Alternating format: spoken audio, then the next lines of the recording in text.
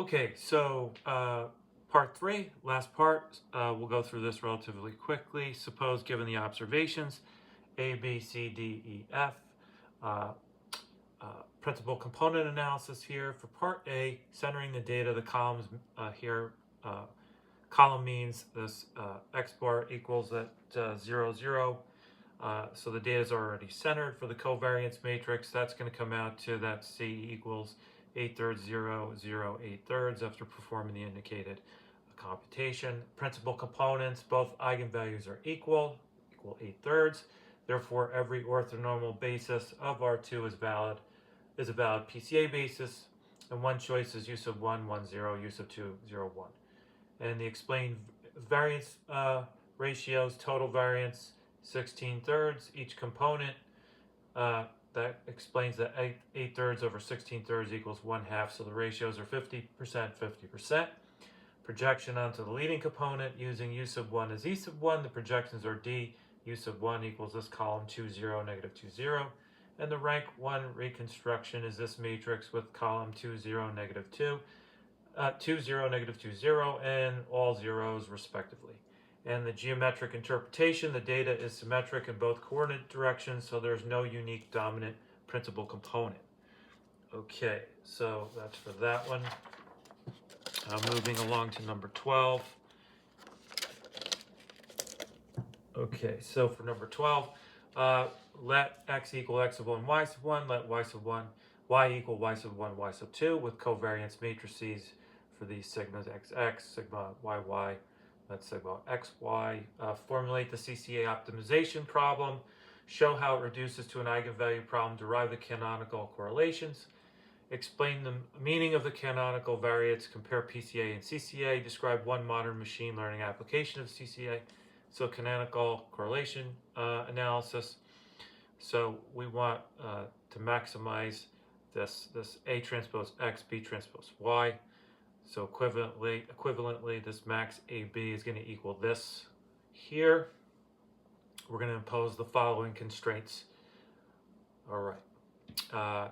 And eigenvalue reduction, we're going to use Lagrange multipliers. We obtain this and this. We're eliminating a B. We're going to wind up with our rho squared A after we perform the computation. And so A solves an eigenvalue problem, and similarly here we wind up with rho squared B.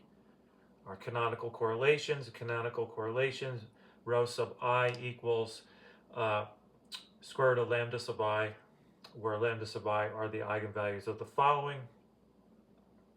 And canonical variates, the canonical variates are U sub I, A sub I transpose X, and V sub I, B sub I transpose Y. And they are linear combinations of the original variables chosen to maximize cross correlation. And for E and F, PCA versus CCA. PCA finds directions of maximum variance inside one data set. CCA finds directions of maximum correlation between two data sets. And just a brief answer here for application. CCA is used in multimodal learning, for example, relating image features to text embeddings. Okay, for 13, consider this. Ax sub k plus 1 equals Ax sub k, with A equals 9/10, 1/10 column, 2/10, 8/10 column of that matrix. Find the eigenvalues of eigenvectors, diagonalize A, obtain a closed form expression for x sub k, determine the asymptotic behavior, identify stable and unstable modes, interpret the result as a dynamical system. So this is dynamics and spectral decomposition. So we get the eigenvalues, lambda sub 1, 1, lambda sub 2, 7/10, and for lambda equals 1 eigenvector is V sub 1 is 2, 1 column, and for lambda sub 2 equals 7/10 an eigenvector is this negative 1, 1 column for V sub 2 equals that.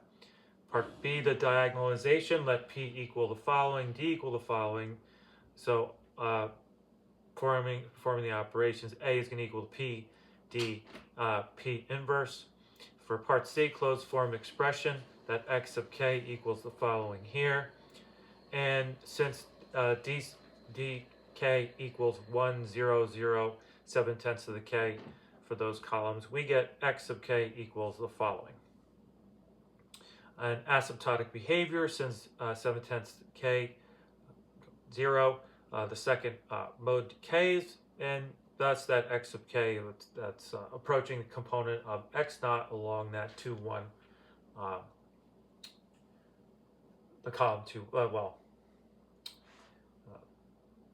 so here, and for part E, whoops, daisy, sorry about that.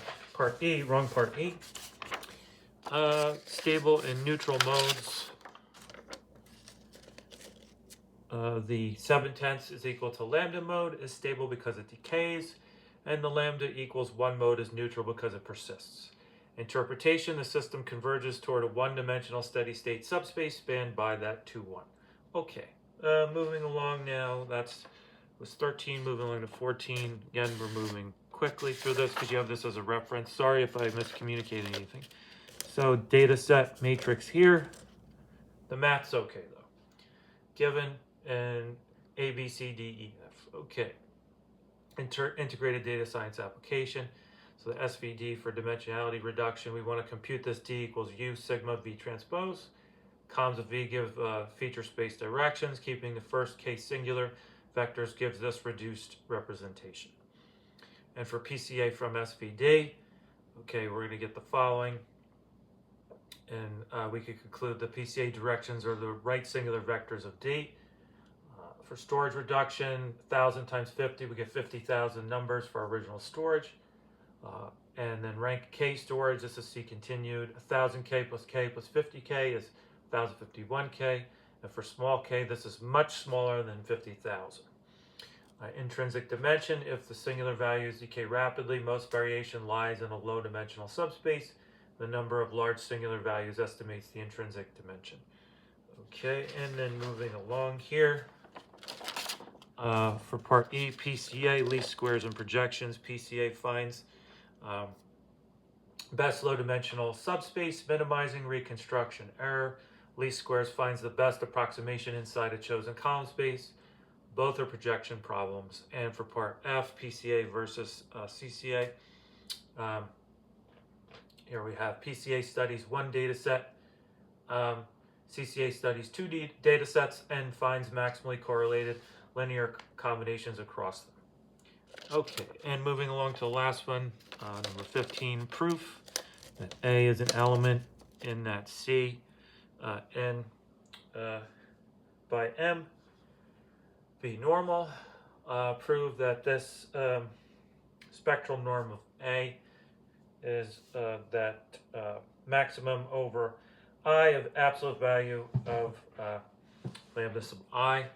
Then discuss why this property generally fails for non-normal matrices and relate your discussion to transient growth in dynamical systems. So here's our outline here. So we let A be an element in that C, N by M be normal. And since A is normal, the spectral theorem gives A is that U, capital lambda U star, where U is unitary, and that capital lambda is this diagonal of that lambda sub 1 on to lambda sub n. And the spectral norm is unitarily invariant here. And for that diagonal capital lambda, we're going to get the following. And for non-normal matrices, eigenvectors may be highly non-orthogonal. Then the spectral norm can be much larger than the largest eigenvalue magnitude. And this can produce transient growth in systems such as x sub k plus 1 equals ax sub k, or x prime of t equals ax of t, even if all eigenvalues suggest asymptotic stability. Okay, so that's all for part 3. Gone over relatively quickly. You have this as a reference. Hopefully I didn't miscommunicate too much. Sorry if I talked too fast. But then again, you have this as a reference. But thank you very much, and have a great day.